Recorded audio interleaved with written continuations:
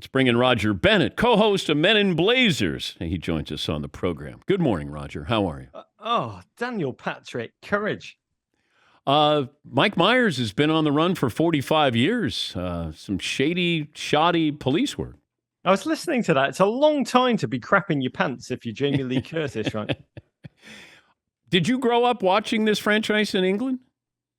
We did. It's what drew me to America. The number of serial killers that are on the loose with law enforcement having no hide nor hair of how to find them. I remember watching that from Liverpool in the 1980s and thinking, I want that kind of life. I want to go down to Lover's Lane on a misty evening with my partner of choice and just crap my pants. From the host of the popular podcast TV show Men in Blazers, Gods of Soccer, the completely scientific, 100% definitive, defend to the death list of the greatest soccer players of all time, and came out today. It can be purchased online wherever books are sold.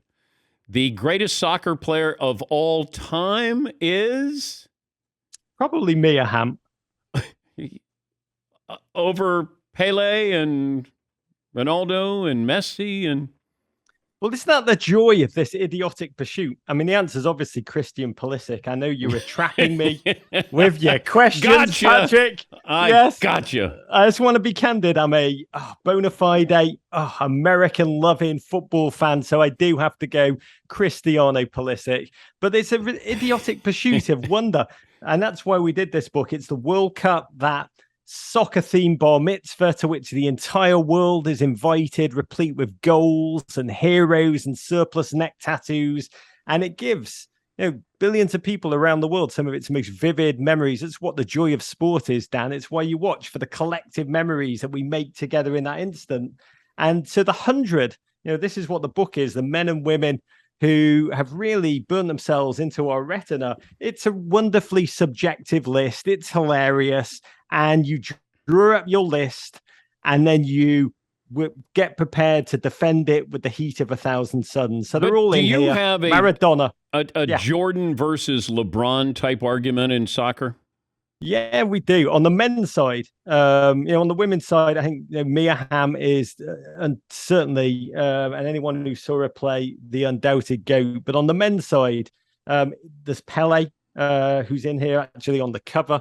You can see Maradona also on the cover. That is the one that burns with 1,000 suns. And then in modern time, because there is a recency bias, there's Messi, that tiny little diminutive Smurf who looks like he's just strolled out of Supercuts, but can just unleash the kind of transcendent play that makes you believe God has descended to this earth and is playing with mere mortals. And of course, Cristiano Ronaldo, that bottle of Drakkar Noir turned into human flesh. So in modern times, it's a Ronaldo-Messi debate. I mean, they're both transcendent.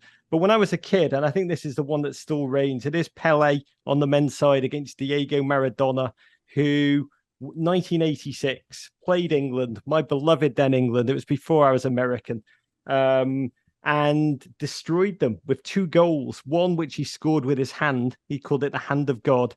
And then when we were reeling and just screaming about the injustice, he then destroyed our whole team, slalom through the entire team, the last 4 of whom tried to decapitate him, but he just bounced off. Both goals, one, the impudent cheek of Thomas Crown, the other just a piece of play, the like of which I've never seen outside of Gail Sayers or Walter Payton. For me, it was always Maradona, because he slaughtered my heroes and then became a god. Now that you're an American citizen, when the United States plays England, yes, in the World Cup, who are you rooting for? It's I have no qualms about this. I get asked this all the time, and to be an American is the greatest joy of my life. To watch, aside from having 4 kids who all speak with American accents and an American wife, to open up my curtains every morning. And, I grew up with the Statue of Liberty and the Manhattan skyline painted crudely on my wall. I now live here in New York, and I never tire of that. It really is something I never take for granted. So when the United States play England, as they did in the Women's World Cup, your listeners may remember Alex Morgan, who's in the book, actually in this pose, drinking a cup of tea after scoring against the English, saying, "Sod it, Piers Morgan, take that, you nasty little man." I cheered with all of my heart, as I will, when the United States men take the field against mighty England, November the 25th. By the way, a mighty England who we faced twice before in the World Cup. You remember the first time I was on this show, 1950.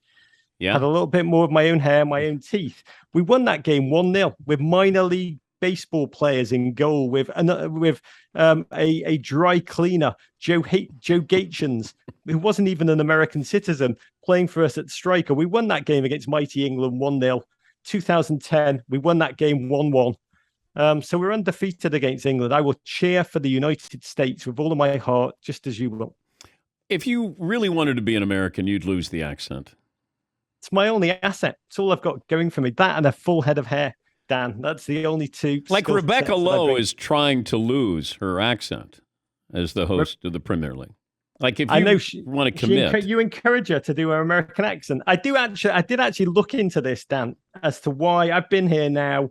I moved here in 1776, and I did wonder why I still sound like I'm, ripped from the north of England. Because I have a cousin, Richard, who's been here a shorter time, and he sounds like mid-Atlantic. When he speaks like, hey guys. So everyone in England hates him because they think he's American, and everyone in America hates him because he sounds like he's faking an American accent. And I was like, why do I not sound American? I can't even do an American accent, Dan. All I can say is $1 million, and I can say, hooray for Hollywood. Those are the only two phrases I can say in vaguely American.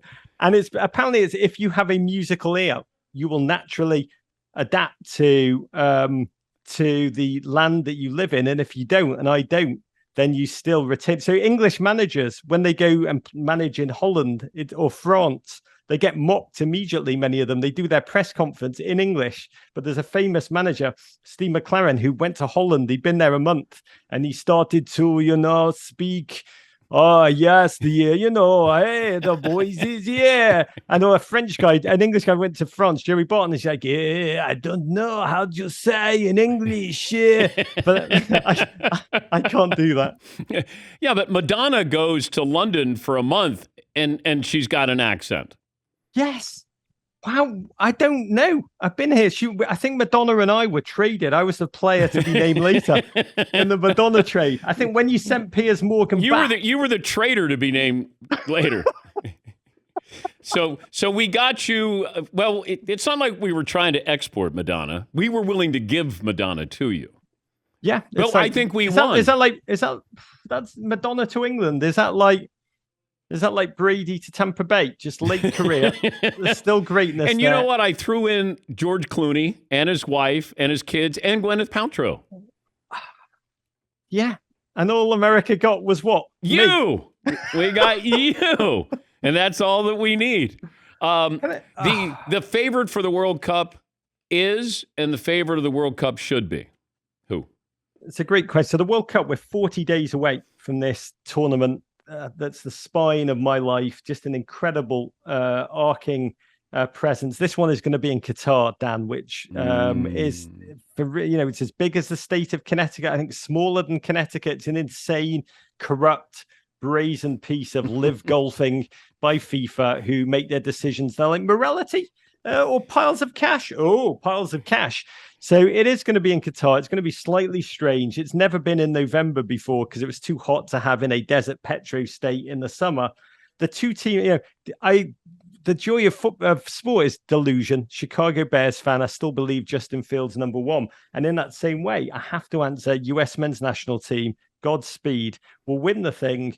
But rationally, the two teams who look joyous, like a collective fist ready to biblically smite all opponents, are two great rivals. And it is Brazil, who are stacked in every department, wearing that yellow kit, which is made to just shine in glorious technicolor. And Argentina, Lionel Messi, this is his 5th World Cup. He said it will be his last.